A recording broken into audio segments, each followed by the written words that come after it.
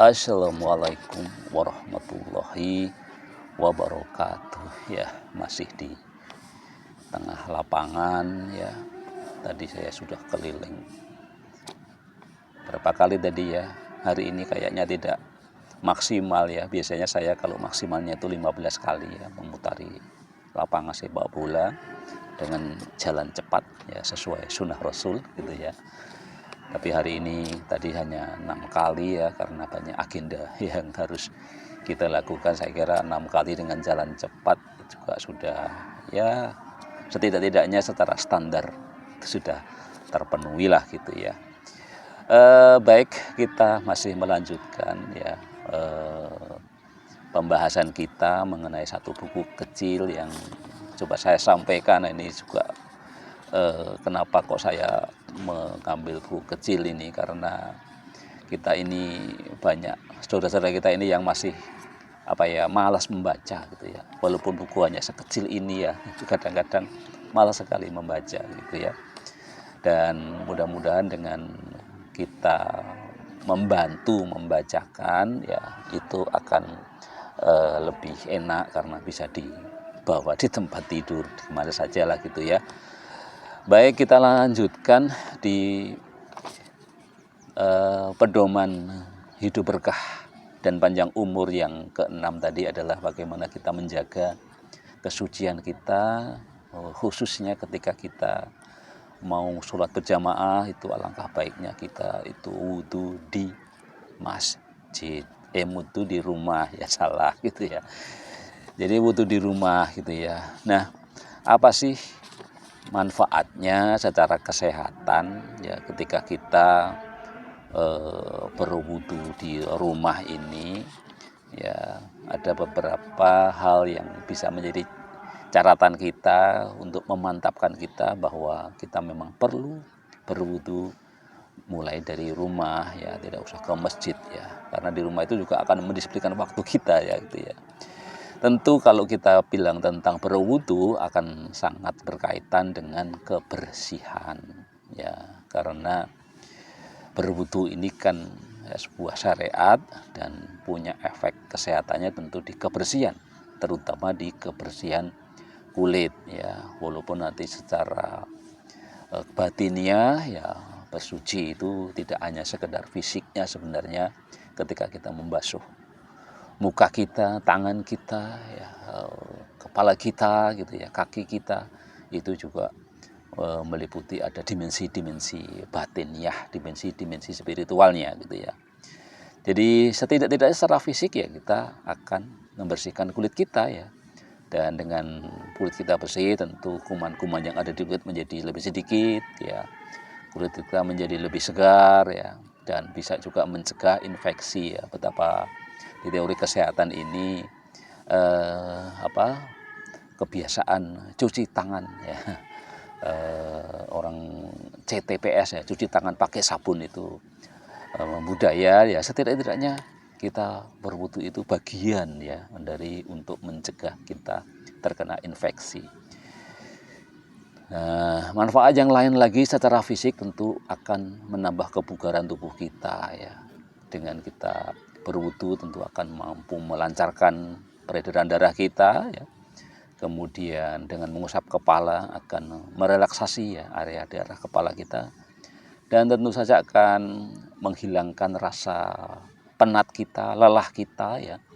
Jadi ketika kita sudah berwudu di rumah, saya kira wajah kita ini, orang sering mengatakan wajah orang yang rajin berwudu akan bersinar ya. Jadi alangkah baiknya kita berwudu dari rumah, itu akan membawa kita itu keluar rumah itu dengan kesegaran yang maksimal, orang mengatakan ya. Sehingga ketika ketemu dengan orang ya, dilihat oleh orang lain, bahkan juga dalam konteks dakwah ya, dilihat oleh umat lain, waduh orang Islam ini loh ya, wajahnya sangat cerah, sangat segar ya.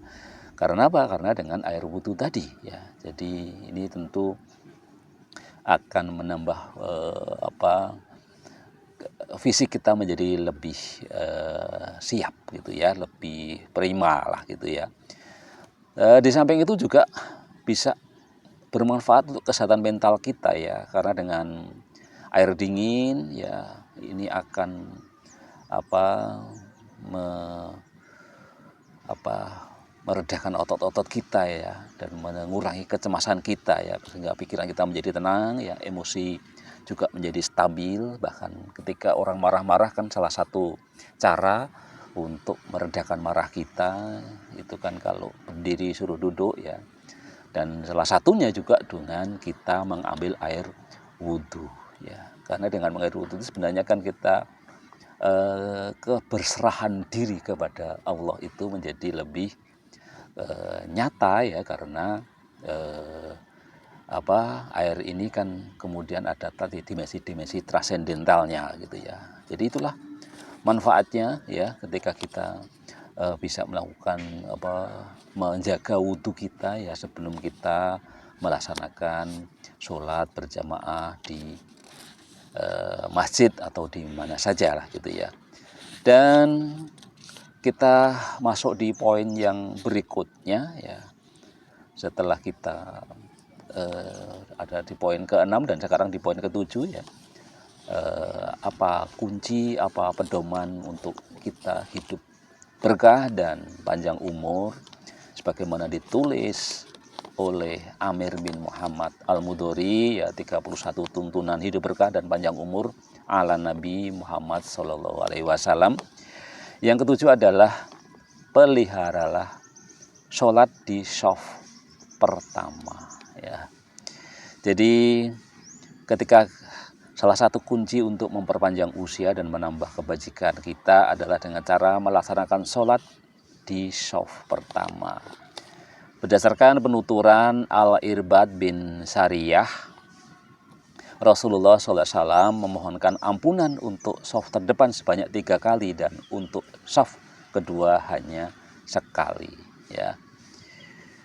Kemudian juga di dalam sabdanya, sesungguhnya Allah dan malaikatnya bersolawat atas orang-orang yang berada di shaf pertama ya. Jadi ketika kita masuk ke masjid ya, apalagi kita memang bisa datang lebih awal, maka segera isi di shaf pertama, jangan di yang belakang ya.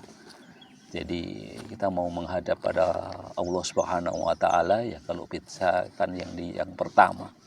Di mana-mana kalau yang di pertama itu kan akan kelihatan gitu ya. Kalau dalam misalnya acara di shaf pertama itu akan ada kamera gitu ya. Foto kita menjadi lebih jelas gitu ya. Catatan kita menjadi jelas ya. Jadi itu ilustrasinya ya, di dalam kita menghadap Allah Subhanahu wa taala pun ya, kalau ketika kita di shaf pertama itu kan menunjukkan keseriusan kita ya, ketaatan kita ya. Dan tentu dengan kita mengejar shaf pertama, maka kita akan prepare di waktu ya. Jadi kita akan kalau sebelum azan itu sudah kita datang ke masjid ya, untuk mendapatkan shaf pertama tadi. Dan ketika datang awal, kita tidak terburu-buru, tidak tergesa-gesa, kita bisa melakukan sholat tahiyatul masjid ya. Syukur-syukur nanti tambah dengan melakukan sholat rawatib ya, sesuai dengan sunahnya gitu ya. Kalau sebelum zuhur ya, setelah zuhur gitu ya. Jadi itulah keistimewaan dari shaf pertama ya. Dan nanti akan kita kupas juga bagaimana aspek kesehatan dari kita berada di shaf pertama ya. Jadi pedoman yang ketujuh dari hidup berkah dan panjang umur sesuai sunnah Rasulullah SAW adalah kita jaga, kita upayakan ketika kita sholat berjamaah selalu di shaf yang pertama ya. Tentu saja itu untuk laki-laki ya. Untuk perempuan, ketika perempuan pun juga ternyata itu berlaku ya, ketika memang di situ jamaahnya memang perempuan semua ya, katakanlah mungkin di situ tidak ada laki-laki atau musola khusus perempuan. Sekarang kan banyak yang terpisah ya, untuk menghindari ya hal-hal yang syar'i kita ya, sehingga di banyak kantor itu sekarang di musola-musola itu juga sudah dibagi dua biasanya, ini musola akhwat, ini musola ikhwan gitu ya. Demikian yang bisa kita sampaikan. Sampai ketemu di podcast selanjutnya.